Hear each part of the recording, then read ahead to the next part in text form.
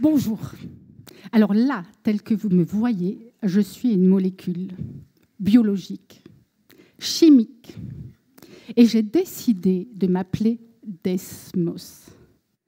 Alors j'ai été découverte il y a une centaine d'années, et je suis impliquée dans votre naissance, mais aussi dans toutes les relations que vous établissez entre vous, humains, pas que chez les mammifères en général. Je vous permets d'échanger des sentiments, des émotions. Je peux vous rendre heureux ou triste, donc vivant. Mais pas que. Je suis aussi impliquée dans la survie de l'espèce. Bref, je suis fascinante et je vais vous raconter ma vie de simple molécule qui a fait l'objet de multiples études. Alors vous le savez, tous les êtres vivants sont constitués de milliards de molécules qui interagissent entre elles pour créer la vie. Moi, je suis une molécule produite par le cerveau, par l'hypothalamus plus exactement, et j'agis à travers le sang sur plein d'organes. C'est ce qu'on appelle une hormone. Mais j'agis aussi dans différentes régions du cerveau. Et puis je fais surtout le lien entre le cerveau et les différents organes. Alors comment j'agis ? Bien, je suis une clé qui rentre dans des serrures. Et ces serrures vont pouvoir ouvrir les portes de certaines cellules pour actionner ces cellules. Ces serrures, que l'on appelle récepteurs en jargon biologique, constituent mon binôme. Je ne peux fonctionner qu'avec mes récepteurs. Nous sommes un. Alors, je fus découverte au début du XXe siècle par Sir Henry Dale. Il travaille à ce moment-là sur les hypophyses. Les hypophyses, c'est des petites glandes qu'on a là au niveau du plancher du cerveau et qui font le lien entre l'hypothalamus et le sang. Donc, il prend ces hypophyses, il les broie, et puis ces extraits de broyat, il les injecte chez des chattes gestantes. Et là, il observe des contractions utérines et un accouchement. Alors, quelques années plus tard, deux autres chercheurs qui utilisent les mêmes types d'hypophyses se rendent compte qu'ils peuvent déclencher l'éjection de lait à partir de la glande mammaire. Alors, ils analysent ces extraits d'hypophyse et trouvent deux molécules, dont moins. Et du coup, on m'a attribué des fonctions dans les contractions utérines et dans l'allaitement. Donc, toute petite que je suis vitale. Sans moi, l'accouchement est compliqué et vous, les mères, ne pouvez pas allaiter. Alors, c'est là la question. Quel est mon nom ? Moi, je n'aime pas mon nom, alors je ne vais pas en parler. Quel est mon âge ? Mais j'existe depuis la nuit des temps. Je suis présente chez les mammifères, chez les oiseaux, mais aussi, j'ai un ancêtre chez les fourmis. Et puis, j'ai l'honneur d'avoir été la première molécule à avoir été synthétisée dans un laboratoire par un Français de surcroît qui s'appelle Vincent Duvigneau et qui a obtenu le prix Nobel de chimie. Moi, on ne m'a rien donné. Mais j'ai quand même été la star. Et puis, je suis partie dans l'oubli. Sauf que l'industrie pharmaceutique s'est quand même intéressée de près à moi parce que je pouvais aider les femmes à accoucher. Et puis, si on bloquait mon activité, j'empêche les contractions qui arrivent trop tôt. Et il y a eu un regain d'intérêt pour moi grâce, vraiment par hasard, à deux chercheurs américains. C'était dans les années 70. Donc, deux zoologues américains qui commencent à s'intéresser à des petits rongeurs sauvages, là, que l'on trouve soit dans les prairies, soit dans les montagnes. On les appelle les campagnols des prairies ou les campagnols des montagnes. Et Lowell Gates, en 1972, décide de planter sa tente dans un champ, à côté de son laboratoire. Et puis, il observe ces campagnols des prairies. Et il se rend compte qu'ils forment des couples monogames, stables, qu'ils vivent ensemble, conjointement, dans la même tanière, et surtout qu'ils élèvent ensemble leurs petits.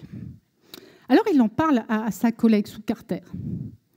Puis elle est étonnée par ce comportement, parce qu'elle travaille sur des hamsters de laboratoire et n'a jamais observé ce type de comportement. Donc ils vont prendre les petits campagnols des prairies, qu'ils mettent dans des cages de laboratoire. Ils observent exactement le même type de comportement. Donc ça les surprend, d'autant que les campagnols des montagnes, qui vivent certes dans des contrées beaucoup plus difficiles, n'ont pas du tout ce type de comportement. Les mâles sont solitaires, ils sont volages, et de pieds de parents. Ils se moquent de leurs petits. Alors pourquoi une différence de comportement entre finalement des animaux de la même espèce? Thomas Insel, quelques années plus tard, qui me soupçonnait déjà de jouer un petit rôle là-dedans, décide de m'injecter dans le cerveau des campagnols de montagne. Et là, bingo, je suis la molécule magique qui transforme des campagnols de montagne en campagnols de prairie. Mais quand même, quelle est la différence entre ces deux types de campagnols? Eh bien, la quantité de mes récepteurs est beaucoup plus faible chez les campagnols des montagnes, donc je peux moins agir. D'accord, mais alors pourquoi il y a une différence des quantités de récepteurs? Eh bien, il y a une mutation génétique chez les campagnols des montagnes qui fait que mes récepteurs sont produits en moindre quantité. Mais cette mutation a été sélectionnée parce que je présente un avantage sélectif pour les campagnols de montagne. En effet, la vie est tellement dure en montagne qu'il est préférable d'avoir plein de partenaires et de produire plus de descendants pour qu'une partie survive. Et ça, c'est un exemple parfait de la théorie de Darwin. Les mutations ont lieu par hasard, puis une mutation est sélectionnée parce qu'elle va présenter un avantage sélectif. C'est-à-dire que les individus vont être plus robustes et puis ils vont mieux se reproduire et produire plus de descendants. Elon Musk a très bien compris cette théorie et il a fait plein de petits muscles partout, comme ça. Mais bon, je ne suis pas sûre que ça soit un avantage sélectif pour l'humanité. On en parlera une autre fois. Alors, mais il y a une question encore plus croustillante. Est-ce que la fidélité chez les hommes peut être liée à mes récepteurs?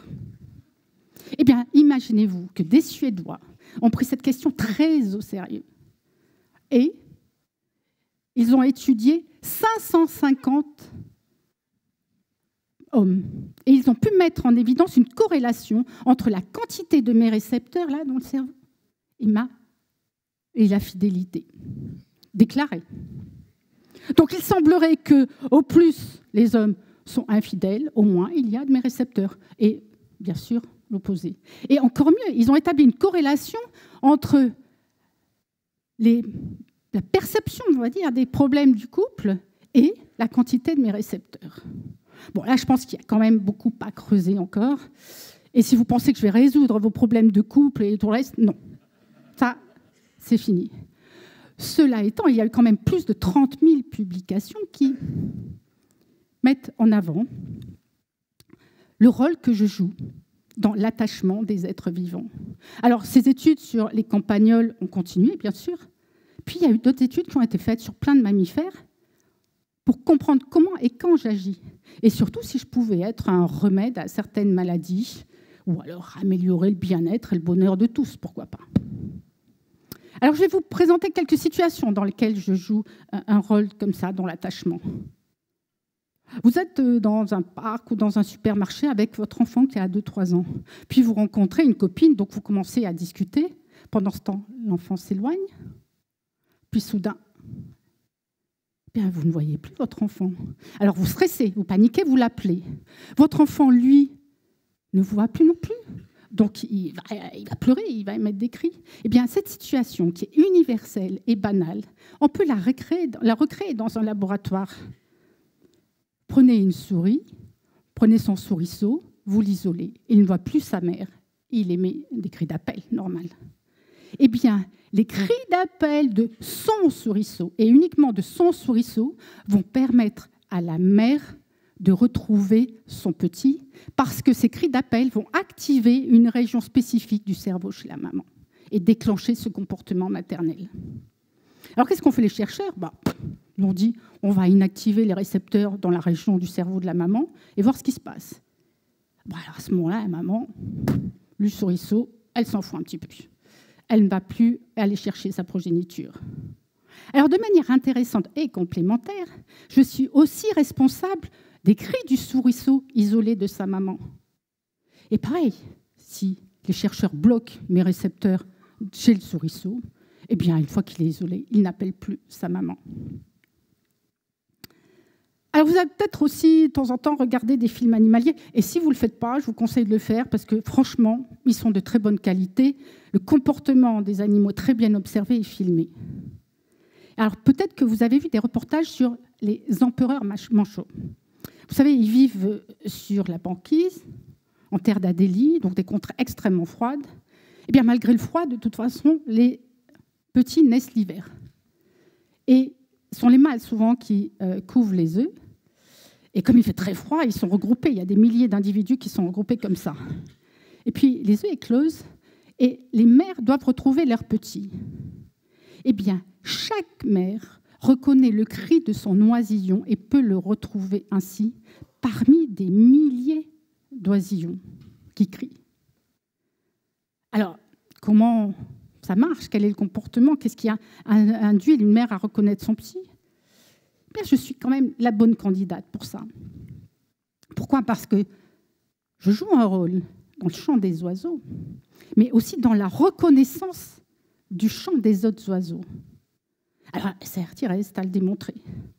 Mais parmi vous, là, les jeunes, peut-être que vous aurez le temps de le démontrer. Ça, c'est quelque chose quand même qui reste à faire. Alors, la question qui se pose, c'est est-ce que chez les humains, je joue un rôle aussi dans cette relation entre parents et enfants? Alors, on m'a administré chez des jeunes pères qui avaient des enfants comme ça, des bébés de 5 mois à peu près, quelque chose comme ça. Et puis, ils ont vu qu'une fois administré, je changeais le comportement de ces papas qui devenaient plus attentifs, plus attentionnés pour leur bébé. Ils échangeaient plus de regards, ils leur parlaient plus, ils leur prodiguaient plus de caresses. Mais de manière intéressante, j'étais produite en beaucoup plus grande quantité chez les bébés dont les pères étaient traités. Et donc, je changeais aussi le comportement de ces bébés qui, eux, regardaient plus leur papa. Et puis gazouillaient plus, et puis avaient plus d'expression faciale. Donc, finalement, je suis capable de renforcer les liens mutuels entre un père et son bébé. Mais je joue un rôle même dès la naissance. Ça a été montré à Marseille. Je vous ai dit que je joue un rôle chez la mère pour l'accouchement, l'allaitement. Mais chez le bébé aussi, je joue un rôle dans la tétée. Il faut que le bébé ait envie de téter, soit intéressé pour téter. Fasse, bref, une démarche active qu'on ne réalise pas souvent. Eh bien voilà, je joue ce rôle-là. Alors on va parler maintenant aussi des liens entre un animal et un humain, par exemple, deux espèces différentes. Alors tout le monde, en tout cas ceux qui ont eu, ou qui ont toujours d'ailleurs, un chien, connaissent cette relation unique entre le chien et son maître. C'est une relation d'amitié très forte, d'amour, bref, on a du mal à la qualifier. Bien, 2 chercheurs japonais ont eu l'idée de regarder, suite à des échanges de regards intenses, les yeux dans les yeux, entre un maître et son chien, comment j'étais produite. J'augmentais ma production chez le chien et chez le maître. Alors, il n'y a pas que les échanges de regards qui font ça. Des séparations, ou des caresses produites par le maître, ou des mots doux. Et l'amour. Est-ce que je joue un rôle dans l'amour?